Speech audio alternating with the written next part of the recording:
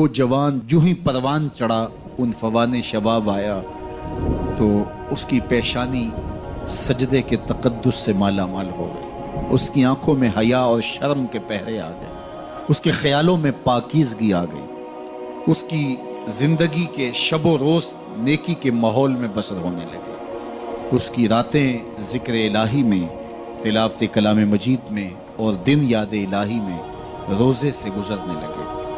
وہ جوان جس کی جوانی اللہ کی عبادت میں گزری، کہ جوانی اگر عبادت میں گزر گئی تو بڑھاپا تو پر نور ہے ہی ہے۔ سب سے مشکل مرحلہ زندگی کا جوانی کا ہے۔ شیطان زیادہ ورغلاتا ہے کسی شخص کو جب وہ جوانی کے مرحلوں سے گزر رہا ہوتا ہے۔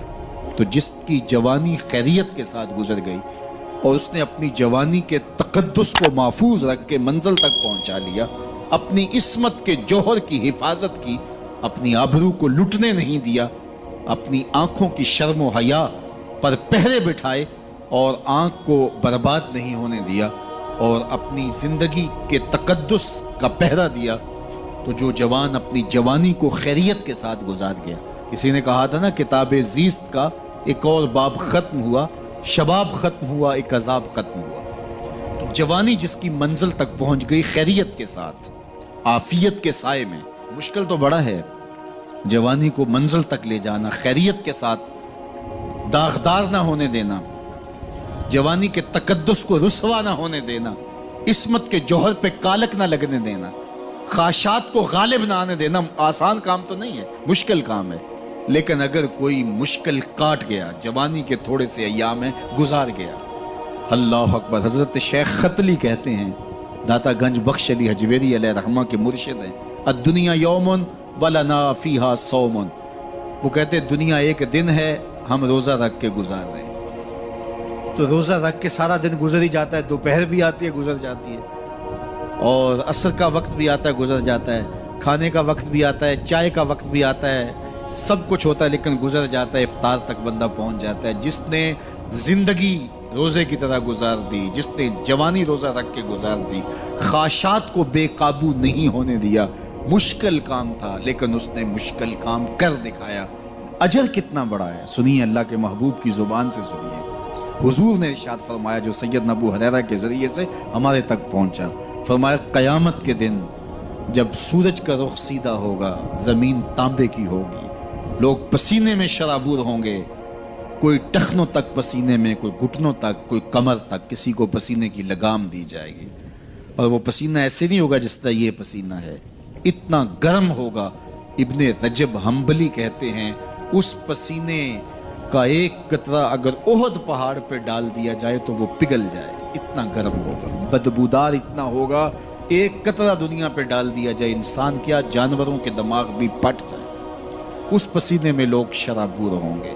لیکن جس نے اپنی جوانی کو عافیت سے گزارا ہوگا، کل قیامت کے دن جب کوئی سایہ نہیں ہوگا، اللہ اس جوان پر اپنے عرش کا ٹھنڈا سایہ عطا فرمائے۔ وہ شخص جس کو کسی عورت نے دعوت گناہ دی اور وہ صاحب منصب تھی، صاحب جمال تھی، اور اس نے یہ کہہ کے یہ خواہش، یہ آرزو مسترد کر دی، انی خاف اللہ۔ اسی طرح کوئی عورت ہے تو اس نے اپنے تقدس کی حفاظت کی، اپنی آبرو پہ پہرا دیا اور کسی پیشکش کو ٹھکرا دیا، تو فرمایا قیامت کے دن جب کوئی سایہ نہیں ہوگا، اللہ اسے بھی اپنے عرش کا ٹھنڈا سایہ دے گا۔ کیسا سخت دن ہوگا، اور وہ کس اعزاز میں ہوگا، کس تکریم میں ہوگا۔ یہ تو 4 دن 10-20 سال ہیں، اور وہ 50,000 سال کا ایک دن۔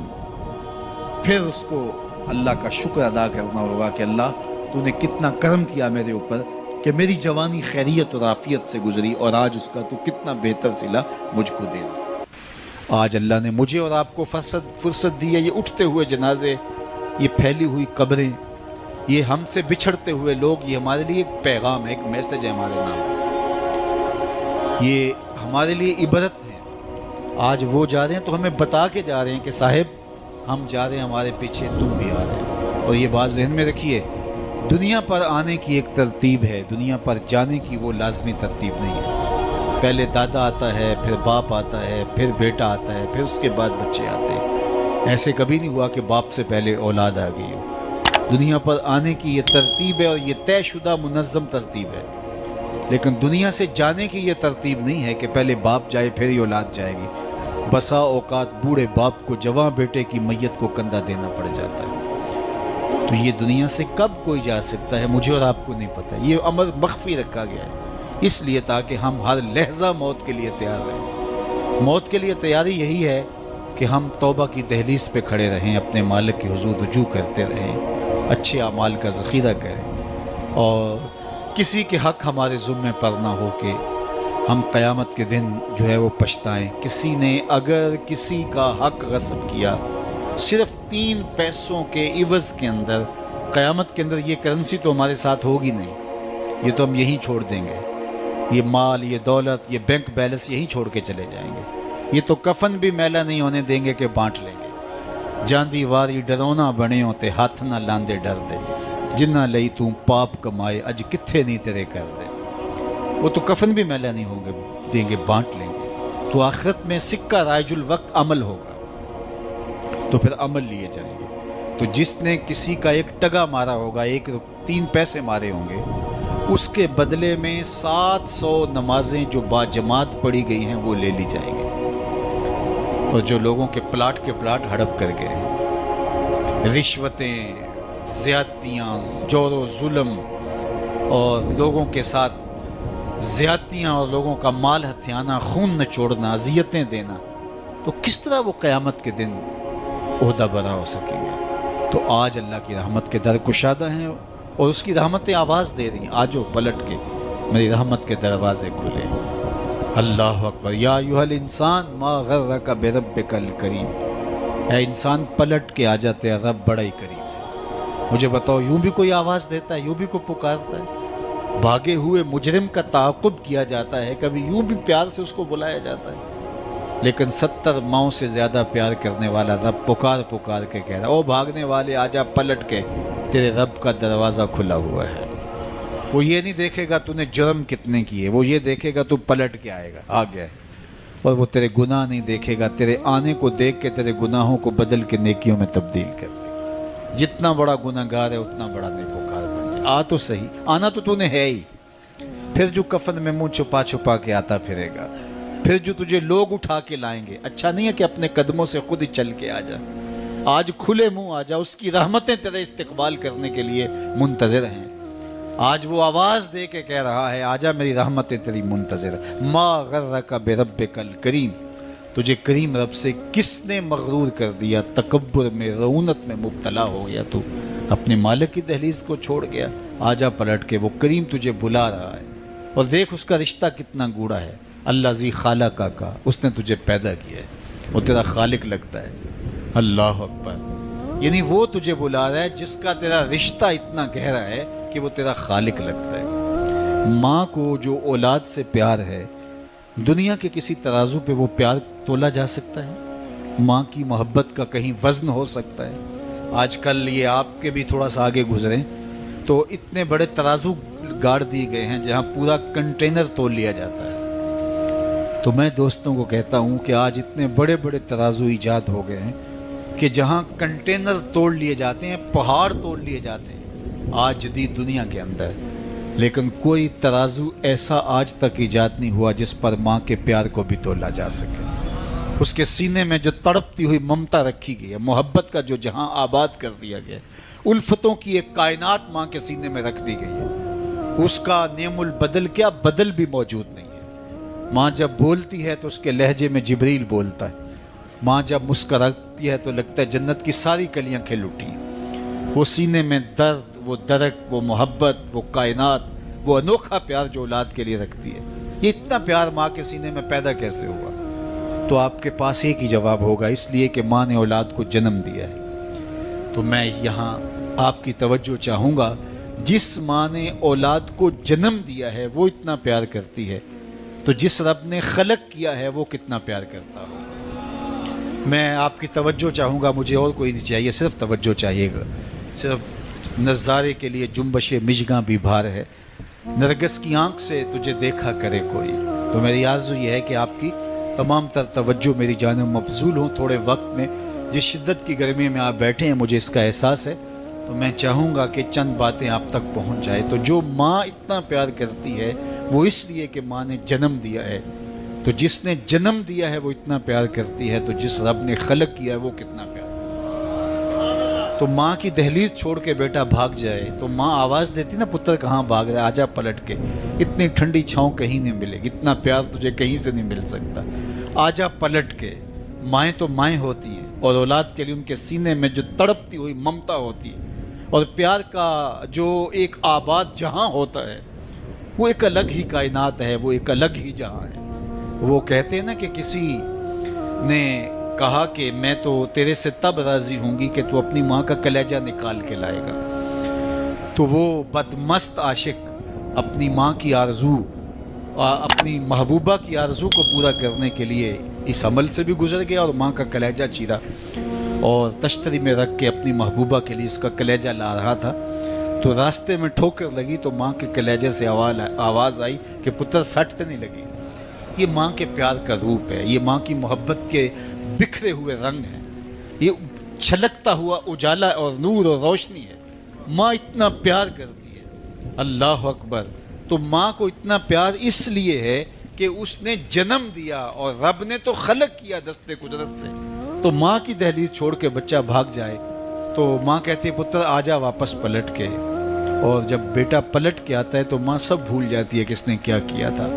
تو جو 70 ماؤں سے زیادہ پیار کرتا ہے اس کی بھی آوازیں آ رہی ہیں، لا تقنطوا من رحمت اللہ، آجا پلٹ کے میری رحمت سے نا امید نہ ہونا۔ میں یہ نہیں دیکھوں گا تو مجرم کتنا بڑا ہے، میں یہ دیکھوں گا تو میری دہلیز سے پلٹ کے آ گیا ہے۔ تو اس کی رحمتیں بندے کو پکار رہی۔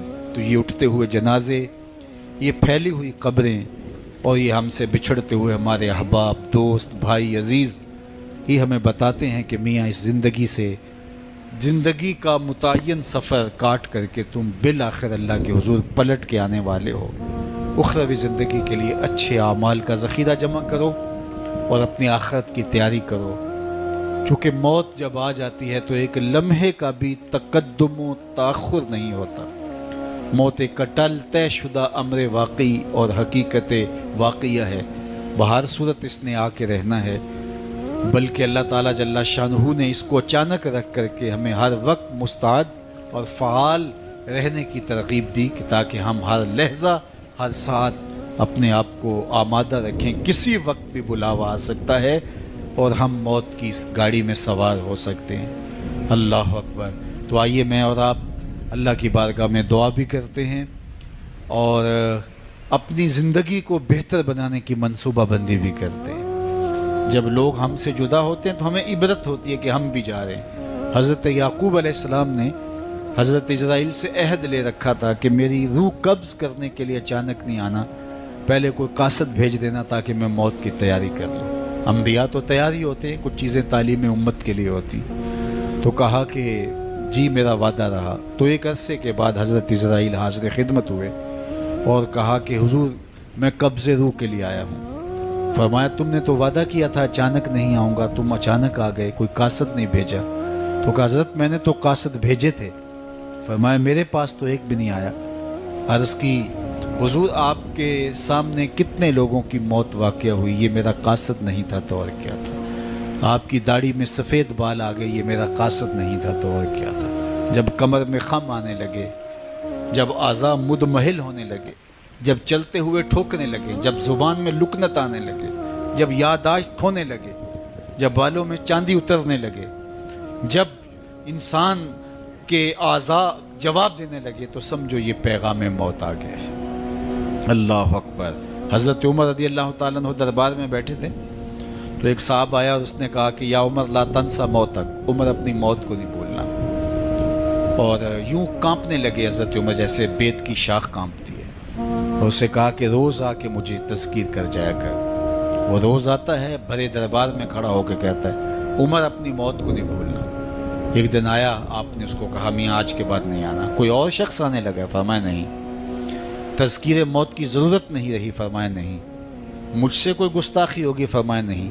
تو پھر مجھے چھٹی کیوں دی جا رہی ہے؟ تو حضرت عمر روئے اور یوں داڑھی پہ ہاتھ رکھا اور ایک بال الگ کر کے کہا یہ دیکھ میری داڑھی میں سفید بال آ گیا، اب یہ مجھے چین سے نہیں بیٹھنے دے گا۔ ہماری تو پوری داڑھی بھی سفید ہو جائے نا. میاں صاحب نے کہا ہڈیاں کھڑکن ہڈیاں کمبن گوڈے کھڑکن تے اڑ گیا لک تیرا. اجے بھی بدیوں باز نہ آئیں جیو مرد دلیرا. فما اصبرہم علی النار. اللہ قرآن میں فرماتا ہے کتنا حوصلہ ہے لوگوں کا آگ پر. کتنی ڈٹائی کے ساتھ کہہ دیتے ہیں یہ جہاں مٹھا گلا کس نے ڈٹھا. قبرستانوں میں جا کے دیکھو کس نے دیکھا ہے آخر والا جہاں. حضرت سیدنا غوث اعظم الشیخ عبد القادر الجیلانی علیہ رحمہ و رضوان فرماتے جاؤ قبرستانوں میں جا کر دیکھو کیسے کیسے حسینوں کی مٹی خراب ہو رہی ہے. جو بدن پہ چٹکی مٹی نہیں پڑنے دیتے تھے آج ان کے کفن بھی تار تار ہو گئے. خیر کنے فلاں و غنیمت شمار عمر زاں بیشتر کے بانگ برائت کے فلاں نماز. تو نے بھی چلے جانا ہے یہاں بیٹھ نہیں رہنا. یہ اٹھتے ہوئے جنازے تجھے عبرت دیتے ہیں. یہ پھیلی ہوئی قبریں تمہیں بتاتی ہیں کہ میاں تم بھی اسی مٹی کا رزق بننے والے ہو. تم ہی یہی چادر اوڑھ کے سونے والے ہو. تم دو لباس کے دو کپڑوں کے اندر دو سفید چادروں کے اندر ملبو. کہاں گئی وہ پوشاکیں, کہاں گئے وہ برانڈ, کہاں گئے وہ تمہارے قیمتی بیڈ, اور کہاں گئے اے سی لگے ماحول سے آراستہ کمرے.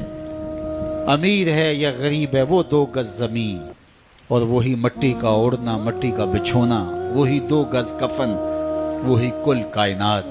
اور وہاں جو کیے ہوئے عمل ہیں وہی سکہ رائج الوقت ہوگا. تو قبل اس سے کہ وہ وقت آ جائے اور پھر ہاتھ ملے, فلاں چیخ کے کہتا تھا مجھے اس کی بات سن لینی چاہیے تھی. فلاں پکار کے کہتا تھا اس کی آواز پہ کان دھرنا چاہیے تھا.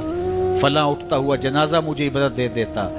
فلاں بندے نے مجھے یہ کہا تھا اس کی بات پہ کاش میں عمل کر لیا ہوتا. لیکن اس دن پچھتاوے سے کیا ہوگا. آج کا پچھتاوا کل کی بہتری کا ضامن ہو سکتا ہے. آج کا پچھتاوا زندگی بدل ہو سکتا ہے. آج کا پچھتاوا توبہ کا سبب و ذریعہ ہو سکتا ہے. آج کا پچھتاوا دل کے میل اتار سکتا ہے. اور کل کا پچھتاوا سوائے حسرت بڑھانے کے, سوائے دکھ بڑھانے کے, سوائے تکلیف میں اضافے کے اور کچھ نہیں ہوگا. اس لیے میں اور آپ اپنی زندگی کی منصوبہ بندی کریں. مجھے پتہ ہے میں کہاں کھڑا ہوں اور آپ کو بھی پتہ ہے کہ ہم کہاں کھڑے ہیں. آپ مجھے اچھا سمجھتے ہیں, یہ آپ کی مہربانی, لیکن مجھے تو پتہ ہے کہ اچھا ہوں یا نہیں. میں آپ کو اچھا سمجھتا ہوں لیکن آپ کو تو پتہ ہے کہ آپ کہاں کھڑے ہیں. اس لیے اپنے ضمیر میں جھانک کر کے دیکھیے, اپنے من میں اتر کر کے دیکھیے, اپنا محاسبہ کیجئے, اپنے اعمال کا تجزیہ کیجئے. جو نیکیاں کی ہیں اور جو برائیاں کی ہیں ان کا اندازہ کیجئے. جو برائیاں کی ہیں وہ تو کنفرم برائیاں ہیں, اور جو نیکیاں کی ہیں ذرا دیکھیے وہ نیکیاں ہیں یا ریا کے لیے کی ہیں, دکھلاوے کے لیے کی ہیں. نیکیاں کسی کو دکھلانے کے لیے کی ہیں, کس مقصد کے لیے نیکیاں کی ہیں. تھوڑی سی ریا بھی شرک بتائی گئی ہے. ساری محنت کہیں ضائع تو نہیں چلی گئی. ہمارے پاس ہے کیا؟ ہمارے دامن میں گناہ ہے تو لتھڑے بڑے ہم. سویر سے لے کر شام تک, چغلی غیبت سے لے کے بدکاریوں تک, نگاہوں کی بدکاریوں سے لے کر کے سوچوں کی بدکاریوں تک ہم کہاں پڑے رہتے ہیں. اور دوسری جانب ہمارے پلے میں نیکیاں کتنی ہیں ہمیں سارا پتہ ہے. ایک تو نامہ اعمال قیامت کے دن تولا جائے گا. ہم خود اپنے ضمیر کی عدالت میں ترازو گاڑ کے تولے.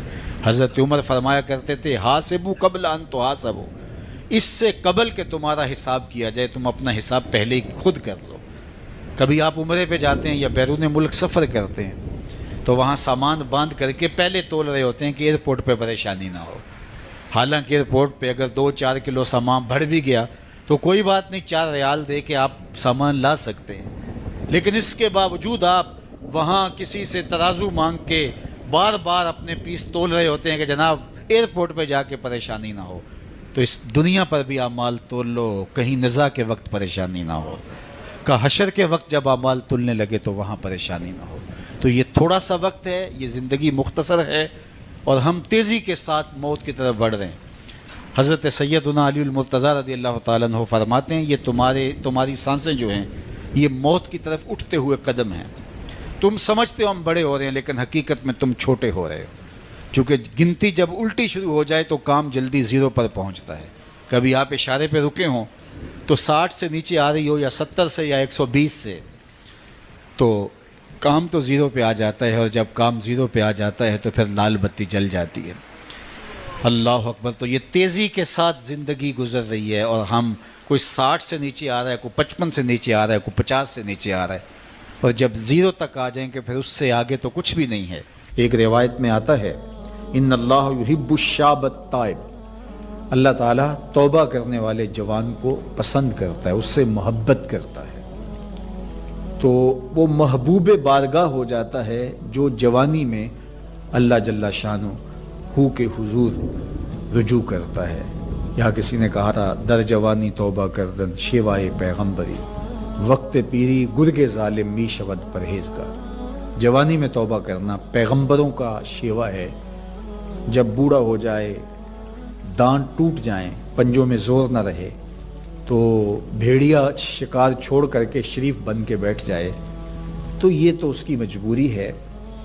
جوانی میں توبہ کرنا جب قوا مضبوط ہوں، جب شباب کی جولانیاں ہوں، جب آرزویں جواں ہوں، جب خواہشیں پگلی ہوں، اور پھر اس کے باوجود اپنی خواہشات کو کنٹرول میں رکھنا، اپنی آرزوؤں کو لگام ڈال دینا اور اپنی تمناؤں کو حصار میں رکھنا اور اللہ سے ڈر کے گناہوں کو چھوڑنا اور اس کے حضور سجدہ ریزیاں، اس کے حضور خشوع و خضوع کے ساتھ زندگی کے لمحات بسر کرنا، یہ خوش نصیب لوگوں کا مقسوم ہوتا ہے۔ تو وہ جوان جس کی جوانی یاد الہی میں گزری، جس کی جوانی ذکر الہی میں گزری، مصلی پہ گزری، تہجد کے لمحات میں وہ اٹھ کے اللہ کے حضور دعائیں کرتا رہا، التجائیں کرتا رہا، وہ جوان قیامت کے کڑکتے اس ماحول میں اللہ کے عرش کے ٹھنڈے سائے تلے ہوگا۔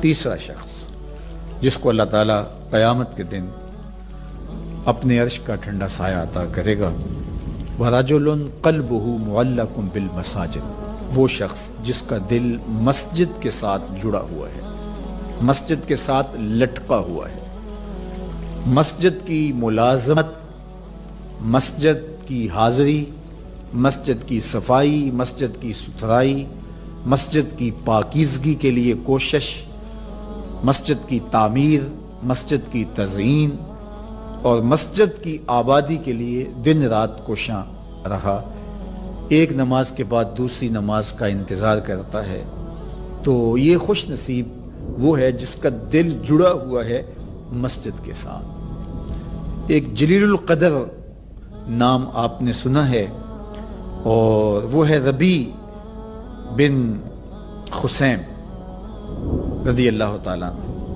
انہیں حمامت المسجد کہا جاتا تھا، مسجد کا کبوتر۔ تو یہ کہا کرتے تھے اس قدر مسجد میں رہتے تو کہتے مجھے اچھا لگتا ہے کہ میں اللہ کے گھر میں رہوں۔ تو یہ فرمایا کرتے تھے کہ جس دن اذان ہو اور مجھے مسجد میں نہ پاؤ تو سمجھ لینا کہ میرا انتقال ہو گیا۔ یہ ہو نہیں سکتا کہ ندائے نماز ہو، اذان پکاری جائے اور مجھے آپ مسجد میں نہ دیکھو۔ تو مسجد کی حاضری یہ ان کا شعار حیات تھا، اس لیے ان کو حمامت المسجد، مسجد کا کبوتر کہا گیا۔ تو کتنے خوش نصیب لوگ ہیں جو مسجد سے جڑے ہوتے ہیں۔ فرمایا کچھ لوگ ہیں جو مسجد سے یوں جڑے ہوئے ہوتے ہیں جس طرح لکڑی میں کیل ٹھکا ہوتا ہے، تو چوب کے اندر جس طرح کیل جڑا ہوا ہوتا ہے، اسی طرح وہ مسجد کے ساتھ جڑے ہوئے ہوتے ہیں۔ تو کبھی وہ بیمار ہو جائیں اور وہ مسجد حاضر نہ ہو پائیں تو اللہ کے کچھ فرشتے ہیں جو ان کی عیادت کرنے کے لیے ان کے گھروں میں جاتے ہیں۔ یہ خوش نصیب لوگ ہیں جو مسجد کے ساتھ اپنے آپ کو وابستہ رکھتے ہیں۔ فرمایا انما یامر مساجد اللہ، اللہ کی مسجدوں کو بس وہی لوگ آباد کرتے ہیں من آمن باللہ والیوم الآخر، جو اللہ پر ایمان رکھتے ہیں اور پچھلے دن پر ایمان رکھتے ہیں۔ تو اللہ اور پچھلے دن پر، آخرت پر ایمان رکھنے والے مسجدوں کے ساتھ وابستہ رہتے ہیں، مسجدوں کے ساتھ جڑے رہتے ہیں۔ اور آقا کریم علیہ السلام نے مسجد کی تعمیر کی فضیلت بیان کرتے ہوئے ارشاد فرمایا من بنا مسجدن یبتغی بہ وجہ اللہ، جس نے اللہ کی رضا کے لیے مسجد تعمیر کی، نام و نمود کے لیے نہیں، کسی اور غرض کے لیے نہیں، اللہ کی رضا جوئی کے لیے مسجد کی تعمیر کی، بن اللہ لہ مثلہ فی الجنہ، اللہ اس کے لیے جنت میں گھر بنائے گا۔ تو یہ بلکہ پوری مسجد بھی نہیں، آدھی اینٹ کے برابر بھی اگر کسی نے مسجد کی تعمیر میں حصہ ڈالا تو ایک جانور کے گھونسلے کے برابر بھی کسی نے مسجد کی تعمیر کی تو اس کے لیے بھی یہ فضیلت بتائی گئی کہ جنت میں اس کو محل دیا جائے گا، قصر دیا جائے گا۔ تو یہ اللہ کے پاکیزہ گھر ہیں، مساجد بیت اللہ کی بیٹیاں ہیں، کعبۃ اللہ کی بیٹیاں ہیں، یہ اللہ کے پاکیزہ گھر ہے، خیر الاماکن، بہترین جگہیں اس کائنات میں اللہ کے گھر مسجدیں، اور بدترین جگہیں بازار بتائی گئے اور حکم دیا گیا ہے کہ بازار میں دیر سے جاؤ جلدی واپس آ جاؤ، اور مسجد میں جلدی آؤ دیر سے واپس جاؤ۔ تمہارے جو لمحے اللہ کے گھر میں گزریں گے وہ عبادت میں گزریں گے، وہ ذکر و فکر میں گزریں گے۔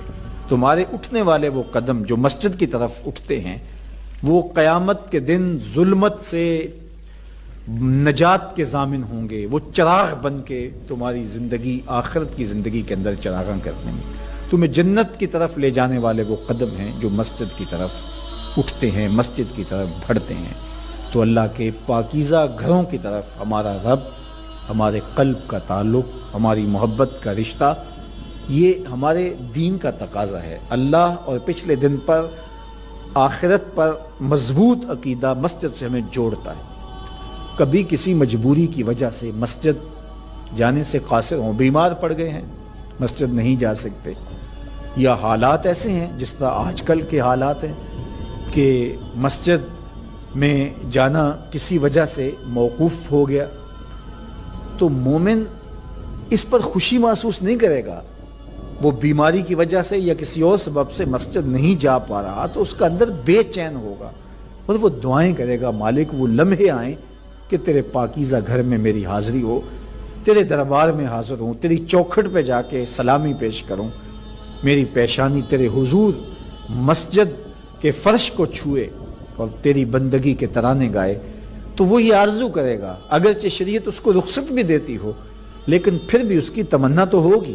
وہ اس پر شکر نہیں بجا لائے گا، بغلے نہیں بجائے گا کہ چلو ایک بہانہ مل گیا، نہیں، بلکہ وہ اس پہ خوش نہیں ہوگا، الٹا اس کی طبیعت کے اندر ایک بے چینی اور اضطراب پیدا ہوگی، چونکہ وہ جڑا ہوا ہے، اس کا دل جڑا ہوا مسجد کے ساتھ۔ تو ایسا شخص جس کا دل مسجد کے ساتھ جڑا ہوا ہے، تو میرے اور آپ کے آقا و مولا نے فرمایا قیامت کے دن جب کوئی سایہ نہیں ہوگا، اللہ اس کو اپنے عرش اجتمع علیہ و تفرق علیہ۔ وہ شخص، وہ دو اشخاص جو محبت کرتے ہیں تو اللہ کے لیے، آپس میں جب ملتے ہیں تو اللہ کے لیے، جدا ہوتے ہیں تو اللہ کے لیے، یعنی ان کی محبت کسی دنیاوی منفعت کے لیے نہیں، کسی ذاتی غرض کے لیے نہیں، محض دوستیاں پیدا ہو جاتی ہیں اور ایک دوسرے کو ملے بغیر تسین نہیں ہوتی، اس لیے نہیں، بلکہ ان کی دوستی محض اللہ کی رضا کے لیے، اللہ کی خوشنودی کے لیے۔ الحب للہ والبغض للہ، اللہ کے لیے محبت، اور جب بغض کسی سے ہے، دشمنی کسی سے ہے، تو وہ بھی اللہ کے لیے۔ جس میں تنہائی میں اللہ کا ذکر کیا، اللہ کو یاد کرنے بیٹھ گیا، کوئی دیکھنے والا نہیں تھا، وہ تنہا تھا، حجرے میں تھا، اپنے بند کمرے میں تھا، اپنے رب کو یاد کیا، اللہ کی یاد کرتے کرتے اس کی آنکھوں سے آنسو ٹپکنے لگے، اس کی آنکھیں آنسوؤں کا خراج دینے لگی۔ تو میرے اور آپ کے آقا و مولا نے فرمایا کہ یہ آنسو اتنے قیمتی ہیں، ان آنسوؤں کے بدلے میں قیامت کے دن اسے عرش الہی کا سایہ نصیب ہوگا، عرش الہی کا سایہ اسے نصیب ہوگا ان آنسوؤں کے بدلے میں۔ رومی علیہ رحمہ فرماتے ہیں جہاں پانی گرتا ہے وہاں سبزہ اگتا ہے، جہاں آنسو گرتے ہیں وہاں رحمت اترتی ہے۔ تو اس لیے جو اللہ کی یاد میں رونے کا لطف ہے اور اللہ کی یاد میں آنسو بہانے کا اجر اور صلہ رکھا گیا ہے، یہ گناہوں کو دھو ڈالتا ہے، یہ اندر کی صفائی اور ستھرائی کا سبب اور ذریعہ ہے۔ میرے اور آپ کے آقا و مولا نے فرمایا راتوں کی تنہائیوں میں اٹھ کے قرآن پڑھا کرو اور قرآن پڑھتے ہوئے رویا کرو۔ پھر فرمایا فَإِلَّمْ تَبْكُوا فَتَبَاكُوا، اگر رونا نہ آئے تو رونے کی کوشش کیا کرو۔ حضرت داتا گنج بخش علی حجویری سے ایک مرید نے کہا حضرت اگر رونے کی کوشش کریں پھر بھی رونا نہ آئے، فرمایا پھر اپنے مقدر پہ رویا کرو۔ تم اتنے سنگ دل ہو گئے ہو کہ تمہاری آنکھیں آنسوں کا خراج نہیں دیتی۔ جو رونا نہیں جانتا وہ اللہ کی رحمتوں کو اور اللہ کی کرم نوازیوں کو کیسے سمیٹ پائے گا؟ بچہ روتا ہے تو ماں دودھ دیتی ہے، جب بندہ اللہ کے حضور الہو زاری کرتا ہے، عجز کرتا ہے، انکساری کرتا ہے تو اللہ کی رحمتوں کو جوش آتا ہے اور اللہ تعالیٰ کی رحمتیں اس پہ برستی ہیں اور اس کے نہ صرف گناہ معاف ہوتے ہیں بلکہ اللہ تعالیٰ اس کے گناہوں کو بدل کے نیکیوں میں تبدیل کر دیتا ہے۔ ایک فقیر تھا، ملنگ درویش، اللہ کا بندہ، اس کی عادت یہ تھی کہ اپنے ڈیرے پہ آنے والوں کو کھلاتا، ان کو پلاتا، ان کی ضروریات کا خیال رکھتا، لیکن ان کو مالی آسودگیاں نہیں تھی۔ ہوتا یہ تھا کہ بعض اوقات لوگ آتے تو ادھار لے کر کے وہ لوگوں کو کھلا دیتا۔ خیر، چونکہ فقیر کا مزاج یہ ہوتا ہے کہ لوگ آئیں اس کے ڈیرے سے کھائیں۔ بابا بلے شاہ نے بھی کہا تھا نا، اٹ کھڑک کے دکڑ بجے تتا ہووے چلا، آن فقیر کھا کھا جاون راضی ہووے بلا۔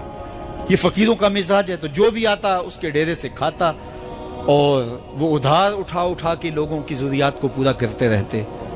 وقت آخر آ گیا، جن لوگوں نے ادھار دیا تھا وہ سارے تقاضا کرنے آ گئے۔ اب بابا جی کو کیا فکر لاحق ہے کہ یہ میرے مہمان ہیں اور میں ان کو کچھ پیش کرنے کی صلاحیت نہیں رکھتا۔ یہ ایک بچہ تھا، وہ کچھ سامان بیچ رہا تھا، پتیسا بیچ رہا تھا یا کوئی اور چیز بیچ رہا تھا۔ اس نے گلی سے گزرتے ہوئے آواز لگائی، خادم کو کہا سے بلا کے لاؤ، کہا تم بیچ رہے ہو تو میرے مہمانوں کو کھلا دو۔ بچہ بڑا خوش ہوا کہ میں سارا دن گلیوں میں گھوم کے یہ پتیسا بیچنا تھا، اب یہ ایک جگہ ہی سارا فروخت ہو گیا تو یہ تو موج لگ گئی، میں جلدی گھر چلا جاؤں گا، میری ماں خوش ہوگی۔ تو سارا ان مہمانوں کو کھلا دیا گیا اور اس کے بعد کہا بابا جی پیسے؟ کہا تم بیٹھ جاؤ، جب ان کو ملیں گے تو تجھے بھی مل جائیں گے۔ وہ بیٹھ گیا، 2 4 10 منٹ بیٹھا تو بچہ تھا، پھر کھڑا ہو گیا، بابا جی پیسے؟ کہا جب ان کو ملیں گے تو تجھے بھی مل جائیں گے۔ پھر آدھا گھنٹہ گزرا تو پھر اس نے کہا بابا جی پیسے؟ میری ماں میرا انتظار کر رہی ہے، ہمارے گھر کا چولہا اسی سے جلتا ہے، میں یہ پیسے لے کر جاؤں گا اور میری ماں کوئی ہنڈیا خریدے گی اور ہم شام کا گھر کا کوئی سلسلہ کریں گے۔ کہا بیٹا جب ان کو ملے گا تو تجھے بھی مل جائے گا۔ بچے نے رونا شروع کر دیا، یتیم بچہ تھا، اس کا سارا آسرا یہی تھا، اس نے رونا شروع کر دیا۔ جب بچہ رویا اللہ کی رحمت کو جوش آیا، کوئی مرید نذرانہ لے کے ان بزرگوں کے پاس آ گیا اور اشرفیوں کی بھری ہوئی تھیلی پیش کی۔ وہ اتنے پیسے تھے کہ اس بچے کو بھی دیے، جتنے لوگ آئے تھے سب کا قرض چکایا، کہا جاؤ گھروں کو۔ تو سب نے کہا بابا جی ہم صبح سے بیٹھے ہوئے تھے تو یہ نذرانہ دینے والا صبح سے نہیں آیا، تو اب کیسے آ گیا؟ کہا صبح سے تمہارے اندر کوئی رونے والا نہیں تھا، ایک رونے والا آیا تو باقیوں کا بھی کام بن گیا۔ بعض اوقات کسی ایک شخص کی وجہ سے باقیوں کی خطائیں بھی معاف ہوتی ہیں۔ آج ہم اجتماعی طور پہ تا حد نظر اندر باہر اوپر نیچے اتنے لوگوں کے ہجوم میں اللہ کی بارگاہ سے یہ توقع رکھتے ہیں کہ مالک کتنے ہجوم میں کوئی ایک تو ہوگا جو تیرا لاڈلا ہوگا، کوئی ایک تو ہوگا جو تیرا بہت قریبی ہوگا، کوئی ایک تو ہوگا جس پہ تیری رحمتیں برسیں گی۔ تو مالک اس کے صدقے سے ہماری خطائیں بھی معاف کر دے، ہمارے گناہ بھی معاف کر دے۔ کوئی ایک رونے والی آنکھ مل گئی تو باقیوں کا بھی کام بن جائے گا۔ اٹھ فریدا ستیا تے میلہ ویکھن جا، وت کوئی بخشیا مل جاوے تے توں ہی بخشیا جا۔ میرے مالک ہم سب کی خطائیں معاف کر دے، ہم سب سے درگزر فرما اور ہم سب کے باطن کو ستھرائیاں دے دے، ہمارے اندر کو پاکیزگیاں دے دے۔ بہت وقت میں نے اور آپ نے صاحب گزار لیا، تیزی کے ساتھ زندگی بیت رہی ہے۔ میں اگر اپنے آپ کو دیکھوں تو میری زندگی کتنی بہاریں کاٹ چکی ہے۔ اگر آپ اپنے آپ کو دیکھیں، کوئی 60 سال، کوئی 20 سال، کوئی 25 سال، زندگی تیزی کے ساتھ گزر رہی ہے۔ بندہ جب سوچتا ہے کہ میں 40 سال کا ہو گیا ہوں تو آگے میری زندگی کے اگر 30 سال بھی ہیں تو 30 سال تو کافی ہیں، لیکن وہ پیچھے اگر پلٹ کے دیکھے تو 40 سال یوں گزر گئے جس طرح چٹکی بجائی جاتی ہے۔ جب چٹکی بجانے کے وقت میں 40 سال گزر گئے محسوس ہوتے ہیں، تو جو باقی 30 سال اگر ہوئے بھی وہ تو گمان ہے میرا، وہ تو گمان ہے آپ کا، ہمیں تو ایک سانس کا بھی نہیں پتا۔ پوچھا گیا زندگی اور موت کے بارے میں کیا خیال ہے؟ کہا فجر پڑی ہے، پتہ نہیں ظہر پڑھ سکیں گے یا کہ نہیں۔ کہا اتنی لمبی امیدیں لگائے بیٹھے ہو، کہا ظہر پڑی ہے، پتہ نہیں عصر پڑھنے کا موقع نصیب ہوتا ہے کہ نہیں۔ کہا یہ بھی طول عمل ہے۔ ایک بولا عصر پڑی ہے، پتہ نہیں مغرب پڑھ سکیں گے یا کہ نہیں۔ کسی نے کہا ایک رکعت پڑی ہے، پتہ نہیں دوسری رکعت بھی پڑھنا نصیب ہوتی ہے یا نہیں۔ کہا یہ سب تمہارے منہوں کی باتیں ہیں، میں تو کہتا ہوں ایک طرف سلام پھیرا ہے، پتہ نہیں دوسری طرف سلام بھی پھیر سکیں گے یا کہ نہیں۔ کیا موت اتنی قریب نہیں ہے؟ ہم نے اپنی آنکھوں کے سامنے لوگوں کو جدا ہوتے یوں نہیں دیکھا ہے؟ ہم کہتے ہیں اس کی خبر سنا رہے ہو موت کی، یہ تو میں نے ابھی سبزی والی دکان پہ دیکھا تھا. لیکن جب موت آتی ہے تو ایک لمحے کا تقدم اور تاخر نہیں ہوتا. تو صاحب آئیے اپنی زندگی کو اللہ اور اس کے رسول کی راہوں پہ ڈالیں. آج وقت ہے، آج موقع ہے، آج توبہ کا دروازہ کھلا ہے. کل سب کچھ نہیں ہوگا. آج اس کی رحمتیں آواز دے رہی ہیں. آج وقت ہے، وقت پر کافی ہے ایک قطرہ بھی آب خوش ہنگام کا. جل گیا جب کھیت برسا می تو پھر کس کام کا. اب آئیے سنیے، اس کائنات کے اندر ہمیں وہ خواتین ملیں گی جو پردے کے پیچھے تھی، لیکن پردے کے سامنے ماں نہیں آئی، عبد القادر جیلانی آئے. ماں پردے کے پیچھے تھی، پردے کے سامنے فرید الدین گنج شکر آئے. ماں پردے کے پیچھے تھی، مہر و ماں نے بھی آنچل نہیں دیکھا، لیکن پردے کے سامنے کربلا میں حسین ابن علی آئے. تو یہ پردے کے سامنے آئے، وہ پردے کے پیچھے تھی. تو جب مائیں پردے کے پیچھے ہوں تو پھر بیٹے جو ہیں وہ پردے کے سامنے آ کے وہ نقش ثبت کرتے ہیں کہ جو لوگوں کے زندگی کے نقوش کو جو ہے وہ اجال دیتے ہیں اور تقدیر بدل دیتے ہیں. تو اس لیے ماؤں کی ذمہ داریاں گھر سنبھالنا ہے.